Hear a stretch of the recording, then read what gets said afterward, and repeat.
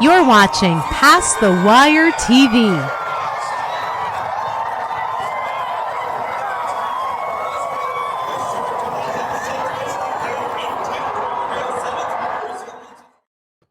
Good morning, Big Race Jim. How are you?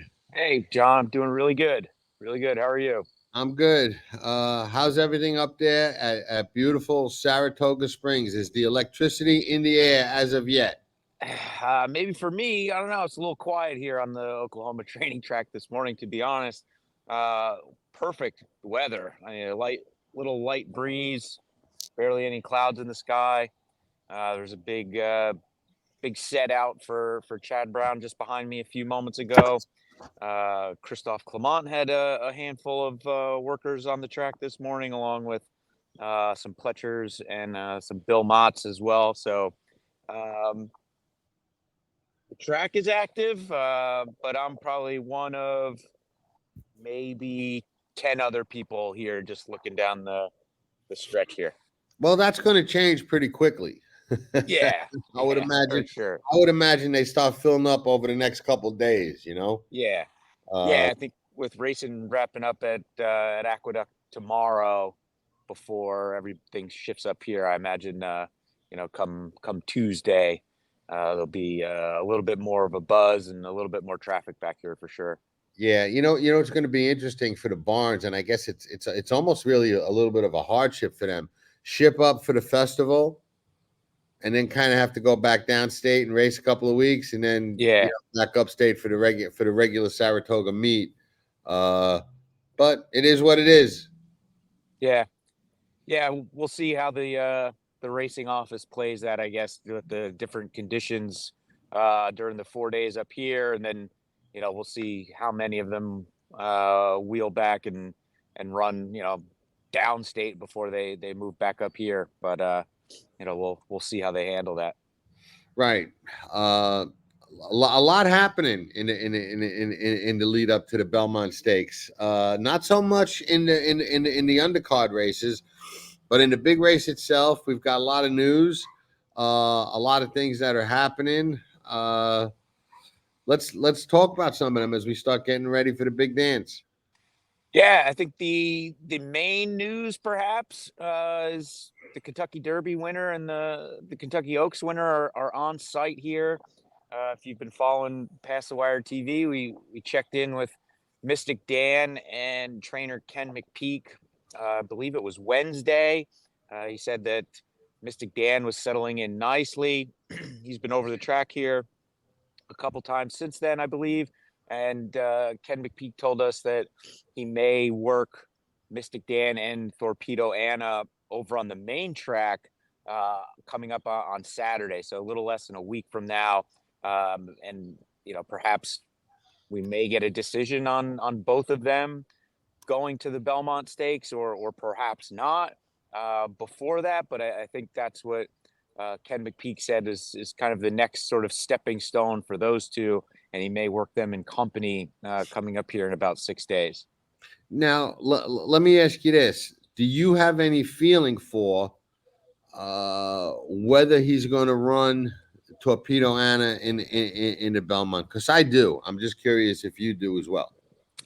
I don't know. I know he said that, like you said earlier this week, John, that he was telling anybody that would listen that Torpedo Anna is a grizzly bear, and she proved that in the Oaks. I think we've seen a little bit in the past where connections start talking about fillies running against the boys, and it never shakes out that way. We did have Swiss Skydiver a couple of years ago win the Preakness, but for Ken McPeek actually, but it's few and far between. So I'll believe it when I see it, I think.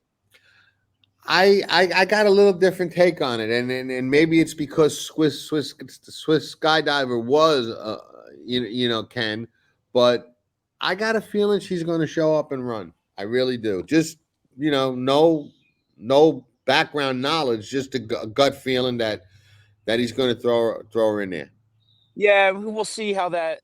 The other option would be the Acorn on Friday, and we'll see how that race turns up. if I recall correctly, the last couple years there's really only been 3 or 4, 4 or 5 horses in that race. I think, Yeah.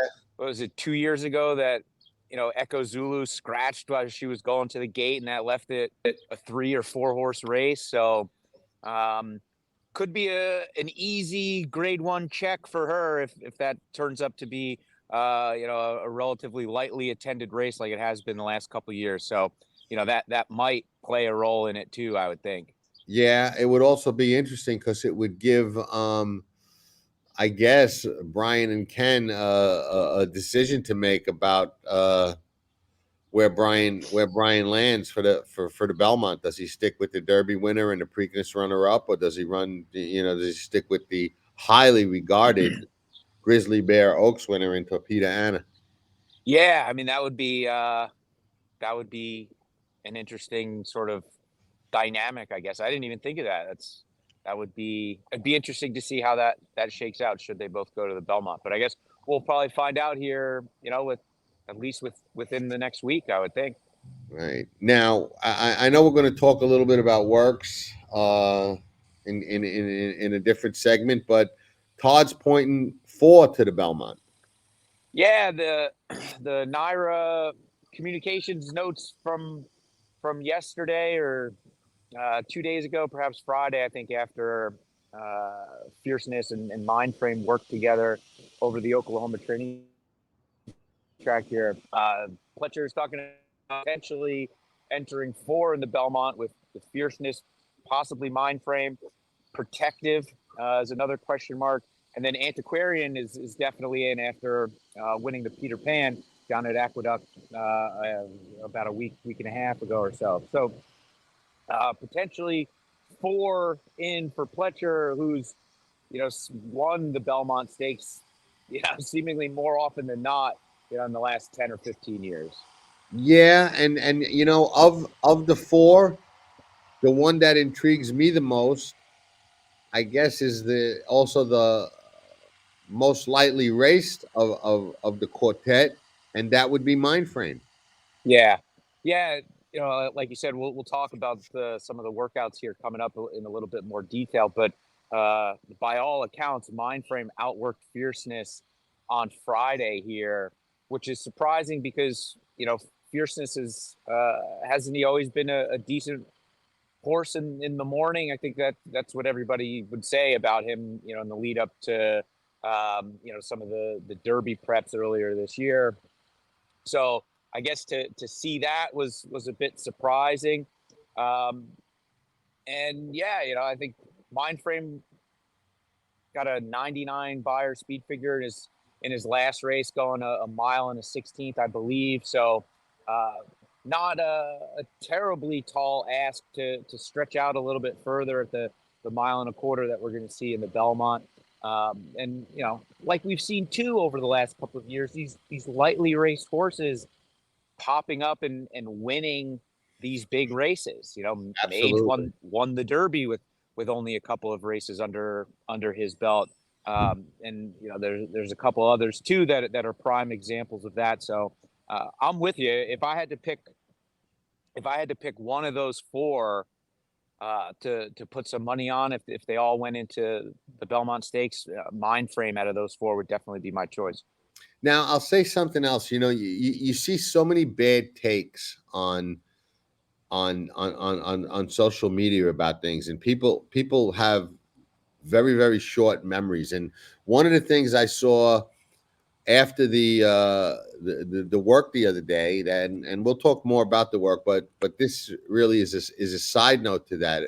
A lot of people were saying, well, he's gone to a new track now, and maybe he just doesn't like Saratoga, or maybe Fierceness is not the same over there. And I think that's a really poor take, because if you go back to last year, Fierceness was all the buzz working in the morning at Saratoga. I mean, he was like a international tip that everybody and their sister knew about. And the reason for that was the way that he was working up there. He won up there, albeit on an off track, but he won over the racetrack. So I think thinking that he doesn't like Saratoga is just not a good take at all. I think to the contrary. He's already shown that he does like Saratoga, because I'm sure a lot of those works were on a fast track, even though he won on a wet track. And it brings back the memory of the Breeders' Cup when, about a half mile into the race, when I didn't use him on any of my tickets, and I realized, this is that horse that was working gangbusters up at Saratoga, that flopped in the slop at Belmont, I think in the Champagne. Yeah. And I left him out and knew I was in serious trouble after about a half a mile. And sure enough, I was, and he won. So I think he likes Saratoga. I don't think that has anything to do with it, but we'll get into that more. Seize the Gray confirmed for the Belmont. No surprise to me. You? No, I think the trophy was probably still in Dwayne Lucas's hands when he said Seize the Gray was headed up here to run in the Belmont after winning the Preakness. I'll go one better than that. I think he might have had reservations to take him to the Belmont before they ran the You're probably right. And the cool thing about this, I was talking to my dad the other day, and he brought this up. A son of Variegated, which I'm pretty sure still has the track record at 1.25 miles up here when he won the Travers. So fastest Travers ever. And I always thought that was a very, very significant record, because when you think back of the history of the Travers and the longevity of it and the horses that have raced in it, I mean, a lot of times, there's an argument, time doesn't really matter unless you're in jail. And I could see that side of the argument. But when you have a horse that runs the fastest Travers ever, a historic race like that, where so many great horses have competed at that track, at that distance, I think it's noteworthy. So it is kind of cool to see a horse by Arrogate in the Travers. And he's turning out to be a good sire. Yeah, certainly. And it looks like Seize the Gray is peaking at the right time. It will be pretty cool if he's able to pull off the Belmont, and while it wouldn't be the traditional Triple Crown, winning 3 races in 5 weeks at 1 mile, 1 3/16, and 1.25 miles would be a really remarkable story, and capping it off where his dad has the track record at 10 furlongs.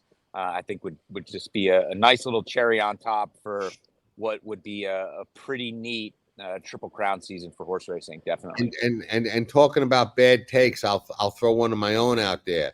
Now we'd have a new Triple Crown, the Pate Mile and the Belmont, which time frame wise is the same thing. The only difference is you didn't go 1.25 miles on that first Saturday in May. You went a mile, but that would be some kind of asterisk. The other Triple Crown, like the other Chad or the other Baffert or the other Pletcher get you. The other triple, he won the other Triple Crown. So.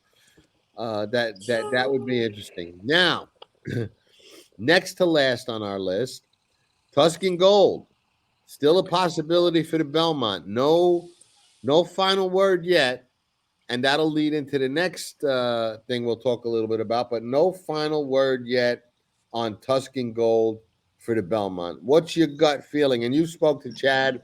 You've seen him up there. What you thinking? If I had to guess now, I would say he's probably leaning towards entering him in there. He did say, I believe yesterday, he said that Tuscan Gold will work on Saturday coming up, and he'll make a decision after that. But when I spoke to him on Monday, nearly a week ago now, he said that Tuscan Gold just did not like the wet track at Pimlico and didn't run at all. He came on to finish 4th, but up until halfway down the stretch, he was doing no running. Chad was telling me. So I think we're gonna see how he works Saturday. But I would have to guess that the thought is is to enter him in the Belmont Stakes and just draw a line through the Preakness and move on. So we'll see, but that would be my hunch at this point. I I tend to agree. Now, let me ask you this: do you take it as any vote of a lack of confidence in Sierra Leone if he puts a second horse in there, or no? That's a good question. I mean, he does it on the turf all the time. You know, he's got Right. he's got 4 runners in grade ones in New York all the time, almost every weekend, it seems like. But this, you're right. This does feel perhaps a little bit different. Um, I don't know. I mean, the Sierra Leone still right now looks to be the most likely winner in the race, regardless. No argument. At least in my view. But you know, I think Tuscan Gold is you know, he finished 3rd in the Louisiana Derby, came back and tried in the Preakness and was what, second or 3rd choice.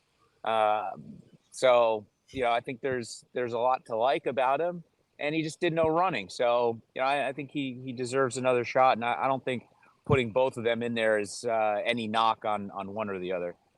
I agree. I think, you know, when you're in a position like Chad is, and other trainers like you know, Todd Pletcher, Bob Baffert, Christophe Clement, sometimes, you know, a lot of these guys. Sometimes you just have a lot of good horses. You've got to run them. You know what I mean? Yeah. And those are the spots you don't want to. I mean, you don't really ideally want to run against each other, but you almost have to when you have that caliber of horse. And I think, you know, Tuscan Gold is proving, you know, a little bit slowly, but proving that he does belong with the upper echelon of 3-year-olds. So yeah, I mean, what's the next opportunity? Running an Haskell, maybe, allowance you know, race, or well, Haskell, Jim Dandy, maybe that kind of route if you want to give him some time. But I think he probably was a little disappointed in the Preakness run, didn't like the racetrack, and you know, wants to give him another shot. And I can't say I blame him. Now, yeah, interesting. Who rides him? Because we know we got the rider change on Sierra Leone to talk about. And a lot of people saw that coming. I think it could have gone either way. And I think that it's, you know, I hate to see a rider lose a horse like that, especially in a situation where I don't know that he could have done a lot different than he did. But in this particular case with this particular horse, I kind of understand it. yeah. It's just you know, the quotes coming out of the Derby kind of said one thing, and then the quotes yesterday from Chad after announcing the switch were just a little inconsistent, I guess. You know, I mean, I guess you have a couple of weeks now to kind of rewatch the race as many times as you want. But it was just, you know, I mean, I guess you got to make a decision at some point, and based on some of the quotes I was reading yesterday, it sounds like they had an understanding that you know, the whip needed to be in the left hand, and it wasn't, and that, in Chad's view, maybe cost him the Derby. So I don't know.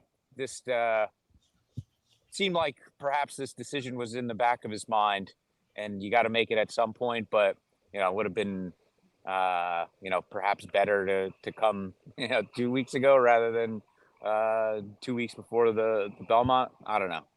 Yeah, well, and you know, to save grace, Tyler may keep the mount on Tuscan Gold. You know, Right. who's more motivated than him to win the race if that happens? Yeah, and you know, perhaps it kind of goes into the lean of Chad, you know, leaning towards putting Tuscan Gold in the Belmont, knowing that, you know, he's gonna have to he's gonna give Tyler a leg up on Tuscan Gold, and now Flavian Pratt a leg up on Sierra Leone. So, you know, maybe that potential, you know, made the decision a little bit easier for him too. Yeah. What do you think of Pratt as a fit for Sierra Leone? Like it? Don't like it? I'm probably in the minority when I say this, but I think I'm not a huge fan of his. I mean, don't get me wrong, great rider. I think he's a little overrated, to be honest. Okay. Um, but I don't think it's a downgrade at all. So we'll see what he does. It's a neutral switch in my view. Doesn't necessarily move the horse up. Doesn't necessarily move the horse down, in my view. No, and I could see that. I do think it has a chance to move him up, and I'll tell you why. It's not so much in talent of rider. I think Tyler's a good, strong rider, but I do think that sometimes when you have a horse that's showing a bad tendency or showing you know a habit of lugging in or getting in, and then you make a change to a cerebral rider like Pratt. He's a thinking rider. He's very intelligent. He obviously knows the problem that the horse has. He'll have the whip where it's supposed to be. And he might make an earlier move. He might try to make an inside move. He might try and just change the game up a little bit. You know what I mean? And do something a little bit different that could make a difference with a horse that's that talented. Yeah, yeah. I mean, the horse has proven time and again that he's able to uh, overcome traffic. He's able to overcome a slow pace in front of him, and he's able to take advantage of a fast pace in front of him. So, yeah, perhaps there might be some little things throughout the race that the untrained eye might not notice that Pratt elevates him a little bit. But you know, we'll see. I guess like to your earlier point, you can't keep leaving these races on the table, and they felt like they left something on the table in the Derby, arguably the most prestigious race in the world, and they needed to make a switch to make sure that doesn't happen again. Absolutely. Now, we got some workouts to talk about.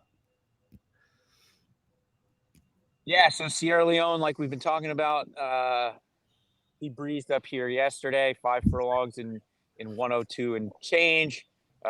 Some quotes from Chad afterwards sounded like he was pretty pleased with the way Sierra Leone was getting over the track, and while on paper that time isn't super impressive, it sounded, at least from Chad, that this is exactly what he was looking for from Sierra Leone. He did say too that the horse has never been a standout in the morning, so for whatever that's worth. So I think, recalling my conversation with Chad from Monday, the plan was to breeze him yesterday, and then he'll breeze him again on Saturday coming up. 1 week out from the Belmont. Yeah, and I think after that, hard race in the Derby and all things considered, I think he's probably got that horse in more of a maintenance mode. You kind of want to regroup after a race like that, even though you're pointing for another tough race. But I think that was a excellent maintenance move. I can't criticize it at all or read anything into it. I don't necessarily feel the same about fierceness and mind frame. I thought mind frame looked the better of the two in that workout, and I think that's a little bit strange because fierceness, is known to be a brilliant workhorse. I mean, I remember when he worked after the bad race in Florida, how excited they were um, to run back in the Florida Derby off those workouts where they were like, wow, wow, wow, Uh, Yeah. and I don't think we saw a wow the other day. Did you? No, uh, no, not at all. Even, let me preface this by saying I'm not an expert in horse body language, but just walking around here a couple mornings this week and just walking past his stall, um, just there was his head wasn't out of the stall, head was down. kind of facing the back wall. And, I don't know, reading too much into that, but compare that to Sierra Leone when I stopped over there on Monday. He was bright-eyed. His head was out of the stall. He's nibbling on some hay and whatever else, and he just didn't get that same sort of energy from fierceness. And Todd even said so in one of the quotes I was reading a few days ago. Just he gave the horse an extra week after the Derby. The horse wasn't eating as much after the Derby, and Todd kind of couched it in a way that made it sound like a positive, saying that the Belmont this year is at 1.25 miles, which the Derby was, so he knows he's fit, and giving him that extra week isn't a concern because they don't need to put another 1/4 mile into him, because the Belmont isn't at 1.5 miles this year. And while that might be true, it's just there's always just been a lot of excuses with this horse, and when he's at his best, nobody can beat him, right? But we're seeing now when he's not at his best, he's very pedestrian against this grade 1 level that we've seen throughout the Triple Crown and Derby prep season. And those quotes were a little concerning, walking around the barn and seeing him just a little bit tired and lacking energy was a little concerning.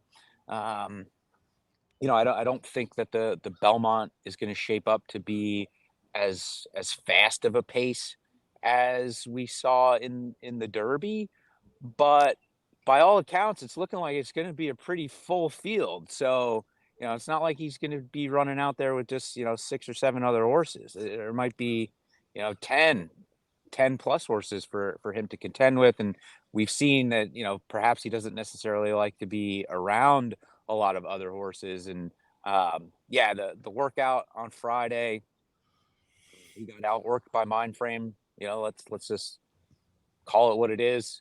Some of the quotes from Todd were as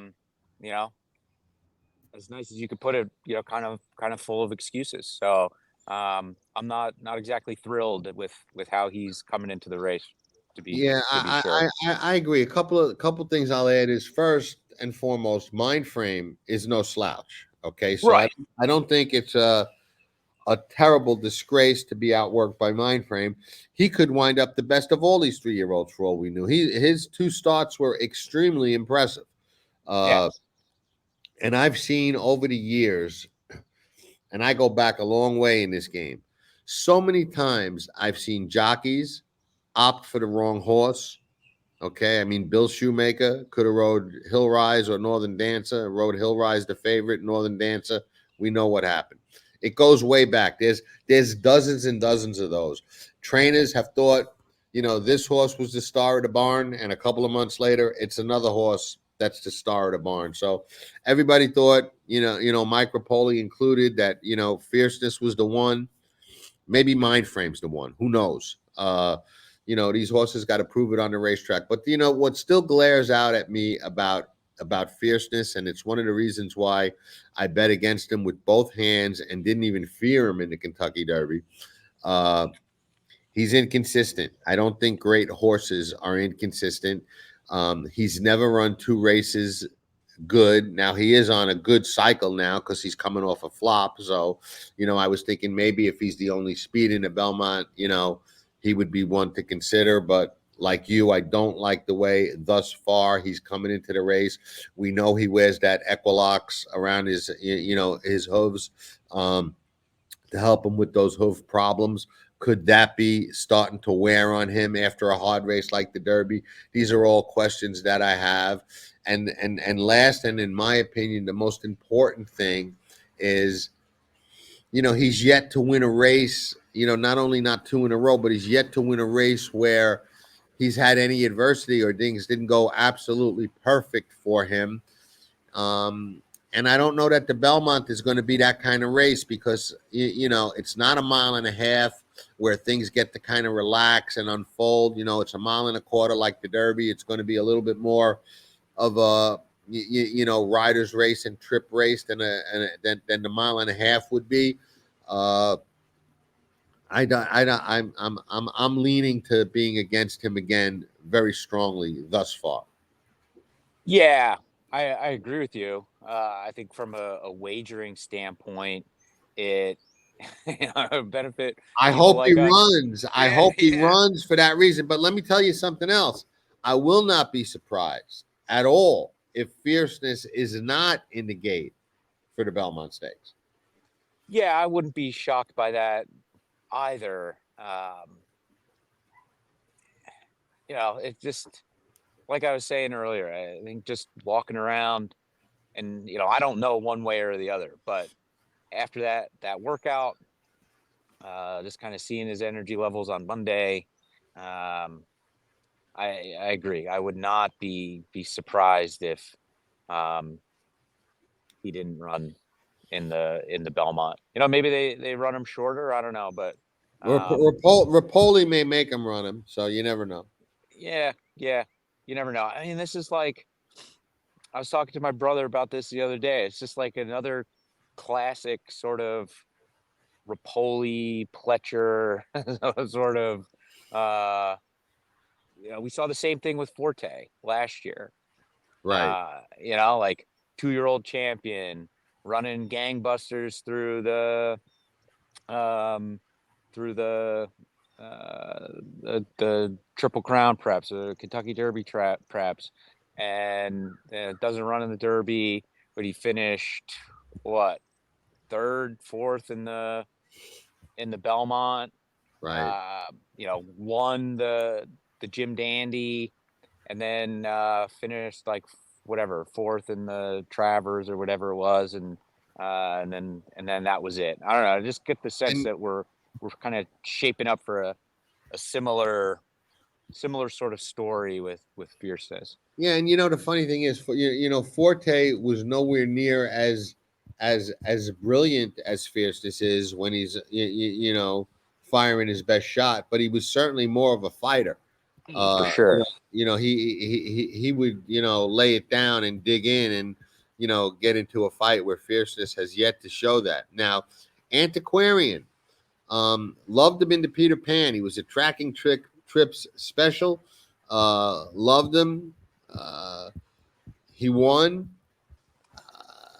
I don't know that I saw enough out of him, even though I liked him that day, and even though he won, I don't know that I saw enough out of him that day to make me think he's kind of ready for the top ones in here. But his work the other day was pretty good. Yeah, I mean, by all accounts, he's on the improve, and I thought the Peter Pan was pretty good. And he fired off a fine workout, which suggests to me he's still got room to improve off of that. And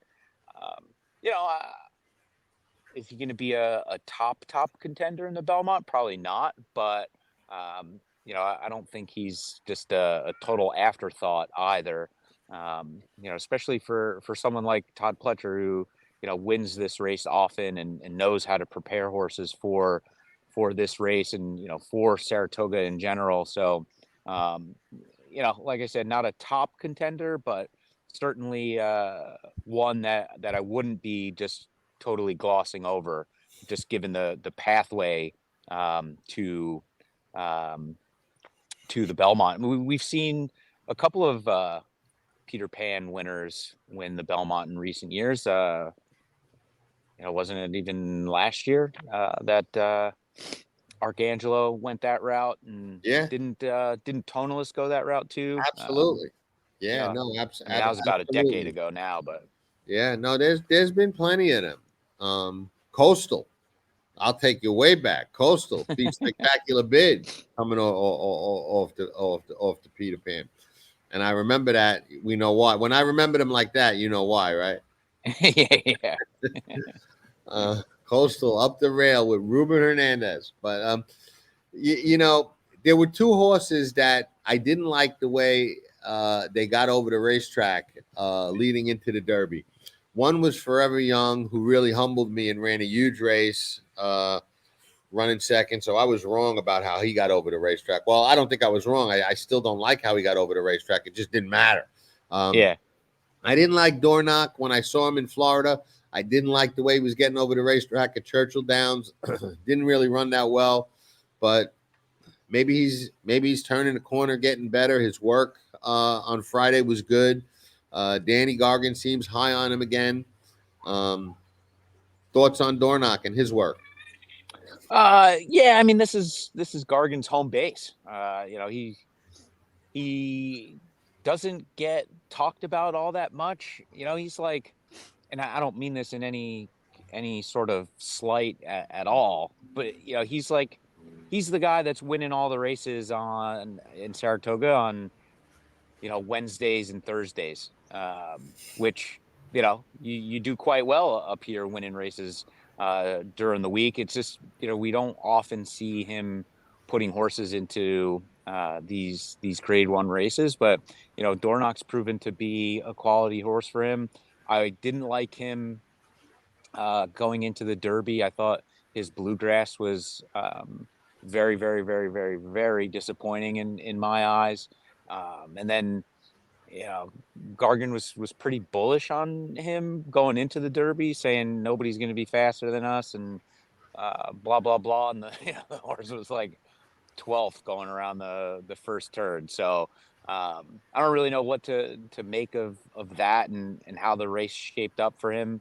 But the workout on Friday was fine. So suggests that he came out of the Derby in fine shape. Perhaps the distance is a little bit too far for him, just given how that bluegrass shaped up for him at 1 mile and an eighth. But we'll see. Unlike Antiquarian, who I'll be giving a long hard look at, Dornoch to me is one that I feel like I know enough about him, and I know who he is and what he's capable of, and he just won't be for me in the Belmont. All right. Brings us to our last segment. I'm going to close it after we talk a little bit about it with a bold statement. But we're not quite there yet. So let's look at who we're probably looking at in the gate come the Bellatoga race. And I credit Bellatoga. That's a Matthew DeSantis line that he gave me permission to use. He dubbed it Bellatoga. So the Bellatoga Stakes. Let's see who we got.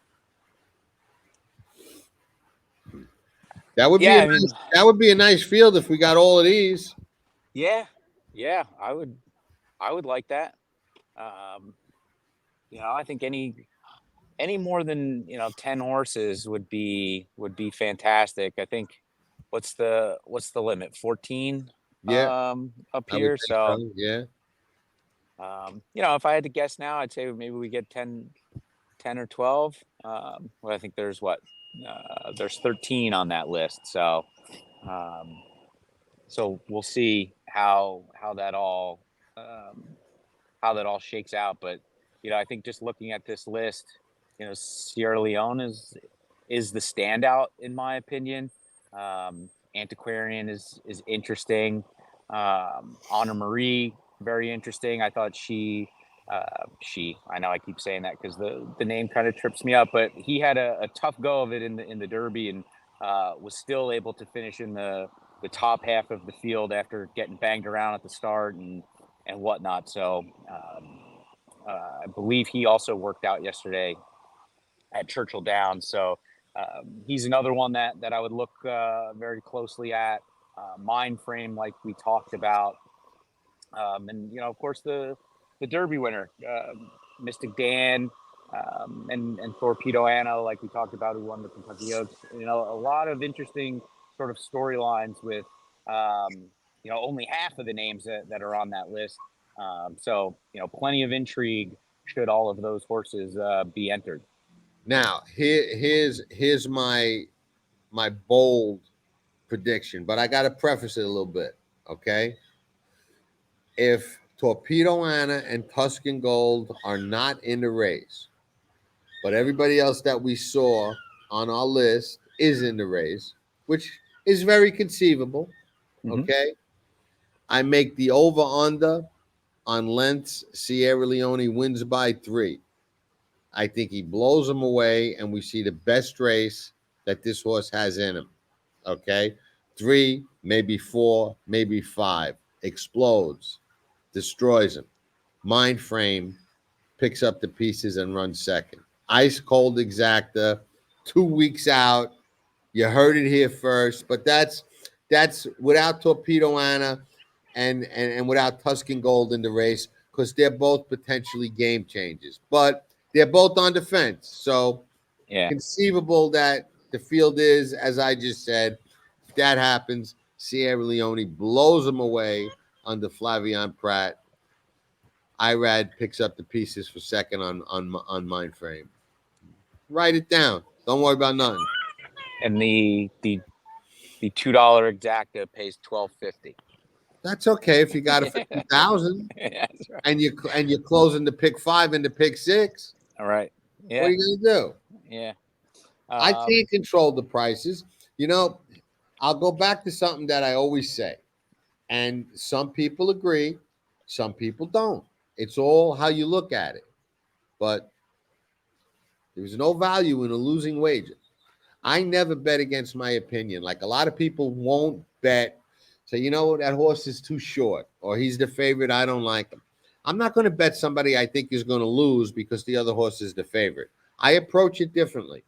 I'm like, okay, I'm going to create value out of this scenario. So Sierra Leone's 4 to 5, like you said, the exact is 1260. I'll bet the exacta cold. I don't reverse. I don't bet 2 exactas, and I'll single them in, the pick 4 and the pick 5, and just try and punch it hard and create value somewhere along the way. Just how I approach it. It's a different approach than some people have.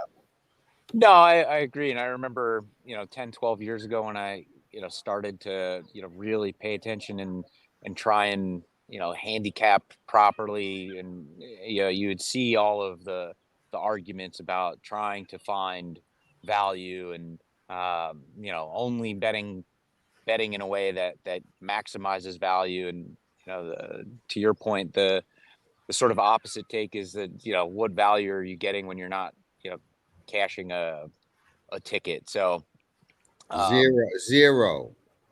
There's no value in a losing bet. None. Yeah. But I agree with you on Sierra Leone. I think just looking at it is just, he doesn't even need to run his best race, and I think he's superior to the other horses in there. The other thing that nobody is really talking about, bad habits, old habits die hard, and he does lug in. But Chad is very well aware of that. He's very well aware that it hurt him in the Derby. It was probably amplified by the fact that he went 1.25 miles for the first time, and he was a little tired. And a tired horse will have a tendency to lug in, on top of the fact that he already has that tendency. Okay, we know all of that. If there's a way to break him of that habit, if there's a bit change or an equipment change or a training change or something he can do in his gallops, in his works, and if anybody is going to figure it out, who would you rather have than Chad trying to do that? Yeah, exactly. Not a long list. Pretty sure I saw some quotes from him yesterday saying that they were working on a lot of these things to see what might work better for him in the Belmont. And it kind of brings up an interesting question that I would like to ask you, actually.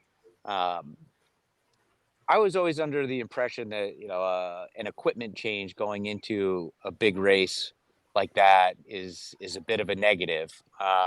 What do you feel about that? And any sort of adding blinkers for the first time or taking blinkers off, going into a big grade 1, anything like that kind of, gives you pause, or do you, take it on a case by case basis depending on the horse and the trainer and whatever else? I generally agree with you, and in a blanket answer, I would say yes. Making any kind of equipment change or major significant change before a big race is a negative. It's guessing, it's fishing, it's experimenting. If it's not broke, you don't really fix it. But I do take it in a case by case basis. And when you have a horse like this that's shown a tendency to lug in, where it might have hurt him in the Kentucky Derby or it did hurt him in the Kentucky Derby, and you have certain trainers that are just really a cut above some other trainers, and they call them super trainers, but I don't really subscribe to that. But I say there are certain guys that are elite horsemen and better at what they do than others, and it's like any sport, anything. There are some better hitters and some better pitchers than others. They all might be good and all know what they're doing. Chad's one of the best out there. So if he's making a change in a race like this, I wouldn't view it as a negative. Whereas some people I would. Case by case, but blanket, it's a negative. But in certain situations, I would say it's all right. Let's see. And in this case, if he did make a change, I would think he knows exactly what he's doing. Yeah. Perhaps I just got here a little bit too early this morning. The 7:45 crowd is a lot bigger than the 7 a.m. crowd. I think I probably got just looking down here, maybe 50 people or so watching some horses come around here. Looks like another big group for Christophe Clement just coming by us here. I see him. We see him at about 7:45 this morning. Yeah. No, it's a beautiful place to be. Is the town starting to perk up, or not? Not quite yet. I'll be honest. I haven't gone into town much in the last couple of weeks, but I know that because you're building that beautiful new race outdoor racing theater you got in the backyard. Yeah. That'll be crashing come a couple of weeks probably. Yeah. The handicappers lounge is almost complete. But yeah, I've been in the backyard working most of the last couple of weeks, so I haven't gone up into town often. But that said, they did cancel school for Saratoga School District on Friday of Belmont weekend, so no school for the kids up here, which is kind of cool. Just I think kind of adds like another little layer of excitement to the whole thing. Listen, any town that cancels school for a horse race is a town after my own heart. You know how many days I cut school to go to the racetrack in my life? Yeah, I'm sure. I think they've got like a bunch of concerts and stuff planned. They're shutting down Broadway for a good chunk of the weekend to traffic. So, from a traffic standpoint, it should be an absolute nightmare. But lucky for me, I'll the track's right off the Northway, so I'll just stay on the highway and hopefully have an easy time parking and spend most of my days up here. So, I think the excitement's big building. Big Race Jim. Where else would you be? Yeah, right. Exactly. All right. Okay, you can bet the Belmont Stakes Festival, the Belmont, all the undercard races, everything else with AmWager. Fantastic platform. Great tools. Does not have a history of going down on big days, which is a positive for any ADW. So check out AmWager and check out everything else we got coming up for the Belmont Stakes and all that surrounds it up at Saratoga, Bellatoga, whatever you want to call it. Doesn't matter. Same thing. Great racing. Ciao for now. Zandon's Poetry in Motion. big horse, but light on his feet. And he's always showed up and been consistent and been right there with some of the top horses in training. In the Bluegrass Stakes, he showed his determination and his raw ability. It's over! Zandon wins the Toyota Bluegrass! I feel breeders will be really blown away by what a striking, outstanding looking horse he is.